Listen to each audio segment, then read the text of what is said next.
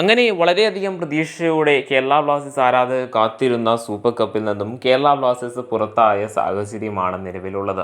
കേരള ബ്ലാസ്റ്റേഴ്സിനെ സംബന്ധിച്ചിടത്തോളം ഒട്ടും തന്നെ എക്സ്പെക്റ്റ് ചെയ്യാതിരുന്ന ഒരു റിസൾട്ടാണ് ഈ കഴിഞ്ഞുപോയ സൂപ്പർ കപ്പിൽ നിന്നും ബ്ലാസ്റ്റേഴ്സിന് ലഭിച്ചിട്ടുണ്ടായിരുന്നത്. ഇതേപോലൊരു റിസൾട്ട് തന്നെയായിരുന്നു അതിന് മുമ്പുണ്ടായിരുന്ന സൂപ്പർ കപ്പിലും കേരള ബ്ലാസ്റ്റേഴ്സിന് ലഭിച്ചിട്ടുണ്ടായിരുന്നത്. വളരെയധികം അപ്രതീക്ഷിതമായ ചില സമയത്തെ വളരെയധികം തെറ്റായ കളിക്കളത്തിൽ വരുത്തുന്ന മിസ്റ്റേക്കുകൾ കൊണ്ട് തന്നെ പലപ്പോഴും എന്താ പറയുക, ഒരു സൈഡ് എഫക്റ്റ് ഏറ്റുവാങ്ങേണ്ട ക്ലബ്ബായിട്ട് നിലവിൽ കേരള ബ്ലാസ്റ്റേഴ്സ് മാറിക്കൊണ്ടിരിക്കുകയാണ്.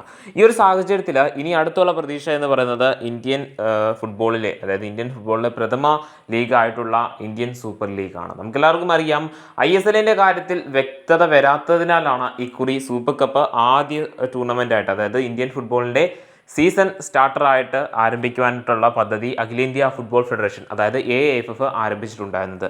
അതിന് മുമ്പായിട്ട് ഡുറൻ കപ്പ് നടത്തിയിട്ടുണ്ടായിരുന്നു. അതിൽ നിന്ന് ഈ ഒരു ISLൻ്റെ കാര്യത്തിൽ വ്യക്തത വരാത്തതിനാൽ തന്നെ കേരള ബ്ലാസ്റ്റേഴ്സ് ഉൾപ്പെടെയുള്ള അനേകം ക്ലബ്ബുകളും മാറി നിൽക്കുന്ന സാഹചര്യം ഉണ്ടായിരുന്നു. അതിനുശേഷം സൂപ്പർ കപ്പ് വന്നതിനാൽ തന്നെ ISLൻ്റെ കാര്യത്തിൽ, അതായത് ISLൻ്റെ കാര്യങ്ങളൊക്കെ നടക്കുകയാണ്.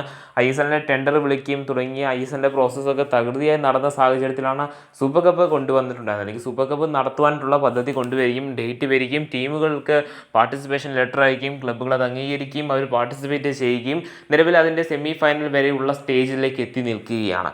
സെമി ഫൈനൽ വരിക ഈ ഒരു ഡിസംബർ 3-ാം തീയതിയൊക്കെ ആയിരിക്കും അത് നടത്തുക. സോ ആ ഒരു സാഹചര്യത്തിലേക്ക് ഇത്രയും നേരം കൊണ്ട് നമ്മൾ എത്തി നിൽക്കുകയാണ്. ISLൻ്റെ കാര്യത്തിൽ നിലവിലുള്ള വ്യക്തത എന്താണ്, അല്ലെങ്കിൽ ISL എന്തായിരിക്കും നടക്കുക, ഇങ്ങനെയുള്ള ഒരുപാട് സംശയങ്ങൾ നമുക്ക് എല്ലാവർക്കും ഇടയിലുണ്ട്.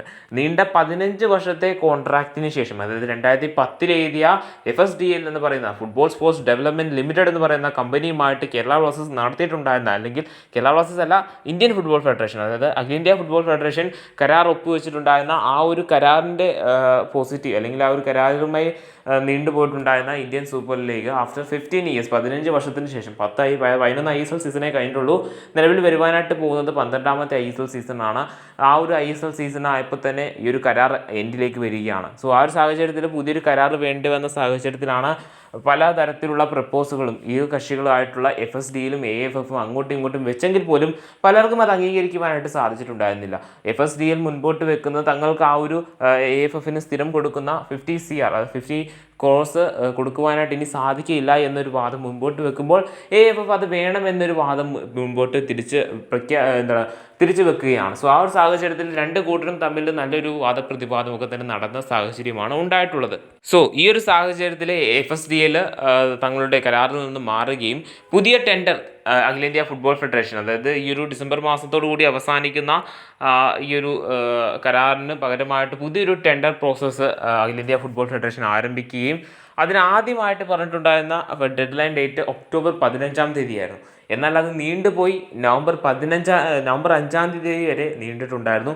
പിന്നീട് ഈ ഒരു ഡെഡ് ലൈൻ ഡേറ്റ് ഒരു ബിഡ് പോലും, അതായത് ഒരു കമ്പനി പോലും ബിഡ് നൽകാത്തതിനാൽ തന്നെ മറ്റുള്ള കമ്പനികളുടെ നിർദ്ദേശപ്രകാരമൊക്കെ തന്നെ 2 ദിവസം കൂടി കൂട്ടിവെച്ച് നവംബർ 7-ാം തീയതി വരെ നീക്കിയിട്ടുണ്ടായിരുന്നു. എന്നിട്ടും ഒരു ബിഡ് പോലും നിലവിൽ അഖിലേന്ത്യാ ഫുട്ബോൾ ഫെഡറേഷന് ISLൻ്റെ ഭാവിയുമായി ബന്ധപ്പെട്ട് ഒരു കമ്പനികളും രംഗത്ത് വന്നിട്ടില്ല. അതായത് ഇന്ത്യൻ ഫുട്ബോളിൻ്റെ അല്ലെങ്കിൽ ISLൻ്റെ കൊമേഴ്ഷ്യൽ റൈറ്റുകൾ ഏറ്റുവാങ്ങുവാനായിട്ട് ഒരു കമ്പനി പോലും വരാത്ത സാഹചര്യമായിരുന്നു.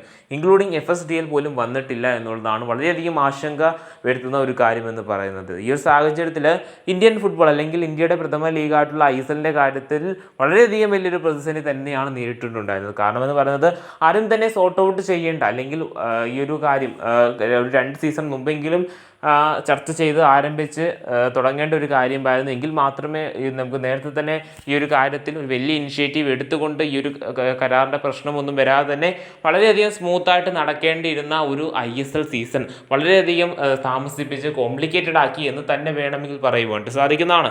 പലപ്പോഴും ഡേറ്റുകൾ പുതുക്കി ആണ് ഈ ഒരു തരത്തിലേക്ക് നിലവിൽ AIFF കാര്യങ്ങൾ കൊണ്ടുചെന്ന് എത്തിച്ചിട്ടുള്ളത്.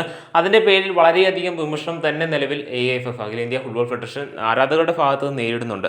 സോ ഇനി എന്ത് എന്ന ചോദ്യത്തിന് ഒരു വലിയ ഉത്തരം ലഭിക്കേണ്ടതായിട്ടുണ്ട്. അതായത് അഖിലേന്ത്യാ ഫുട്ബോൾ ഫെഡറേഷൻ്റെ പ്രസിഡന്റ് ആയിട്ടുള്ള കല്യാൺ ചൗബയുടെ ഭാഗത്തു നിന്നൊക്കെ തന്നെ വളരെ വലിയൊരു നിർദ്ദേശം, അല്ലെങ്കിൽ ഒരു മറുപടി ലഭിക്കേണ്ടതായിട്ടുണ്ട് എന്ന് പല ആരാധകരും ചൂണ്ടിക്കാണിക്കുന്നുണ്ട്. ഈ ഒരു സാഹചര്യത്തിൽ നാം മനസ്സിലാക്കേണ്ട മറ്റൊരു കാര്യം കൂടിയുണ്ട്. കല്യാൺ ചൗബെ, അതായത് അഖിലേന്ത്യാ ഫുട്ബോൾ ഫെഡറേഷൻ്റെ പ്രസിഡന്റ് ആയിട്ടുള്ള കല്യാൺ ചൗബെ നേരത്തെ ആരാധകർക്ക് ഉറപ്പ് നൽകിയിട്ടുണ്ടായിരുന്നതാണ് ISL ആരംഭിക്കുമെന്നുള്ളത്, അതായത് ഡിസംബർ അവസാനത്തോടുകൂടിയാണ് ISL ആരംഭിക്കുക എന്നാണ് അദ്ദേഹം പറഞ്ഞിട്ടുള്ളത്.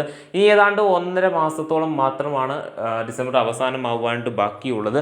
പോരാത്തതിന് ഇപ്പോൾ കാണുന്നുണ്ടെങ്കിൽ ഡിസംബറിലും ആരംഭിക്കുവാനായിട്ടുള്ള സാധ്യതകൾ നമ്മൾ കാണുന്നില്ല. കൂടിപ്പോയി അത് ഇനി പുതിയൊരു ടെൻഡർ അല്ലെങ്കിൽ പുതിയൊരു കമ്പനി മുൻപോട്ട് വരേണ്ടതായിട്ടുണ്ട്. സാഹചര്യത്തിൽ ഏത് കമ്പനി ആയിരിക്കും ആ ഒരു റോൾ ഏറ്റെടുക്കുക എന്ന കാര്യത്തിലും വലിയൊരു ആശങ്കയുണ്ട്. സോ അതിനാൽ തന്നെ ഒരു ബിഡ് പോലും വരാത്ത സാഹചര്യത്തിൽ എന്താവും ഇന്ത്യൻ ഫുട്ബോളിൻ്റെ ഭാവി എന്ന് വളരെ വലിയൊരു ആശങ്ക തന്നെയാണ്. അതേ സമയത്ത് കേരള ബ്ലാസ്റ്റേഴ്സ് ആണെങ്കിൽ നിലവിൽ സൂപ്പർ കപ്പിൽ നിന്നും പുറത്തായ സിറ്റുവേഷനാണ് ഉള്ളത്. അതിനാൽ തന്നെ ഒരു വലിയ ബ്രേക്ക് ഡൗൺ തന്നെയാണ് ഇന്ത്യൻ ഫുട്ബോളിനൊക്കെ തന്നെ നിലവിൽ സംഭവിച്ചുകൊണ്ടിരിക്കുന്നതെന്ന് വേണമെങ്കിൽ അക്ഷരം തെറ്റാതെ തന്നെ പറയുവാനായിട്ട് സാധിക്കുന്നതാണ്.